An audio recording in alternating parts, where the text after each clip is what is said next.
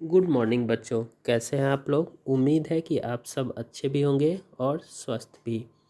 मैं जीएम श्रीवास्तव आज के ऑनलाइन क्लास में आपका स्वागत करता हूं। बच्चों, आज हम कक्षा 10 के हिंदी विषय से संबंधित कविता उत्साह और अट नहीं रही है कविता को विस्तार से पढ़ेंगे। मैं सबसे पहले इस कविता का सार समझाने वाला हूँ और फिर अंत में मैं कुछ अतिरिक्त प्रश्न भी बोलूँगा, जो चाहे तो आप अपने अनुसार उत्तर लिखने का प्रयास भी कर सकते हैं। यह कविता दो है, परंतु कवि एक ही हैं, सूर्यकांत त्रिपाठी निराला, जिन्होंने दो अलग अलग कविताओं को लिखा है, लेकिन एक ही साथ पाठ में दिया गया है। इसीलिए हम इसे दो ना समझकर एक ही कविता समझें। मैं अलग अलग इसका भावार्थ समझाने का प्रयास करूंगा और उसके बाद इससे जुड़े हुए कुछ अतिरिक्त प्रश्न दूंगा। तो आइए शुरू करते हैं।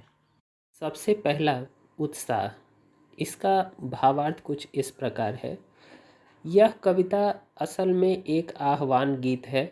इसमें कवि बादल से घनघोर गर्जना के साथ बरसने की अपील कर रहे हैं, अर्थात वो घनघोर या तेज गर्जना के साथ बरसने को कह रहे हैं। बादल बच्चों के काले घुंघराले बालों जैसे हैं। कवि बादल से बरसकर सबकी प्यास बुझाने और गरज कर सुखी बनाने का आग्रह कर रहे हैं। कवि बादल में नया जीवन प्रदान करने वाला बारिश तथा सब कुछ तहस नहस कर देने वाला वज्रपात दोनों को देखते हैं। इसलिए वे बादल से अनुरोध करते हैं कि वे अपने कठोर वज्र शक्ति को अपने भीतर छुपाकर सब में नई स्फूर्ति और नया जीवन डालने के लिए मूसलाधार बारिश करें, क्योंकि ऐसा करने पर ही जो शोषक वर्ग हैं वो डर जाएंगे और जो शोषित वर्ग हैं अर्थात जो दुख सह रहे हैं उनके मन में उत्साह का संचार होगा। आकाश में उमड़ते घुमड़ते बादल को देखकर कवि को लगता है कि वे बेचैन से हैं। तभी उन्हें याद आता है कि समस्त धरती भीषण गर्मी से परेशान है। इसलिए आकाश की अनजान दिशा से आकर काले काले बादल पूरी तपती हुई धरती को शीतलता प्रदान करने के लिए बेचैन हो रहे हैं। कवि आग्रह करते हैं कि बादल खूब गरजे और बरसे और सारे धरती को तृप्त कर दे। अर्थात कवि और जितने भी धरती के लोग हैं बादलों से जो उम्मीद लगाए बैठे हैं उन उम्मीद को बादल पूरा करे। अब दूसरा भाग है, अर्थ नहीं रही है। इस भाग का अर्थ कुछ इस प्रकार से है। प्रस्तुत कविता में कवि ने फागुन का मानवीयकरण चित्र प्रस्तुत किया है। फागुन यानी फरवरी मार्च के महीने में वसंत ऋतु का आगमन होता है। इस ऋतु में पुराने पत्ते झड़ जाते हैं और नए पत्ते लग जाते हैं। रंग बिरंगे फूलों की बहार सी छा जाती है और उनके सुगंध से सारा वातावरण महक उठता है। कवि को ऐसा प्रतीत होता है मानो फागुन के आने पर जब हम सांस लेते हैं तो उस सब जगह सुगंध फैली हुई होती है। वे चाहकर भी अपनी आँखें इस प्राकृतिक सुंदरता से नहीं हटा सकते।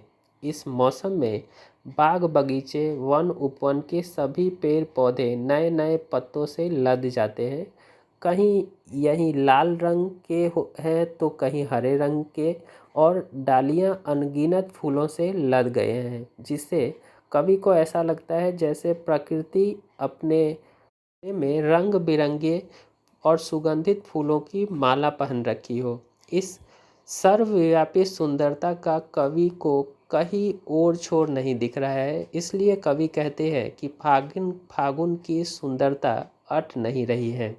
कवि यहाँ समझाना चाहते हैं कि फागुन के मौसम में प्रकृति की सुंदरता और अपनी भव्यता चरम पर होती है और ऐसी परिस्थिति में वो चाहकर भी सारी सुंदरता को अपनी आँखों में बसा नहीं सकते।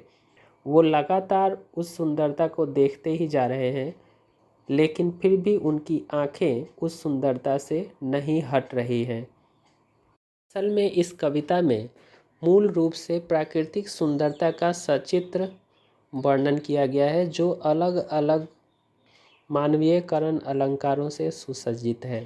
कहने का तात्पर्य यह है कि अट नहीं रही है का अर्थ ये है कि ये सुंदरता, जो प्राकृतिक सुंदरता का वर्णन कवि ने किया है, ये पूरे प्रकृति में इतनी ज़्यादा विशालतम रूप से फैली हुई है कि ये उनके हृदय में उसकी विशालता समा नहीं रही है, अर्थात अट नहीं रही है। तो बच्चों, यह था दोनों का भावार्थ।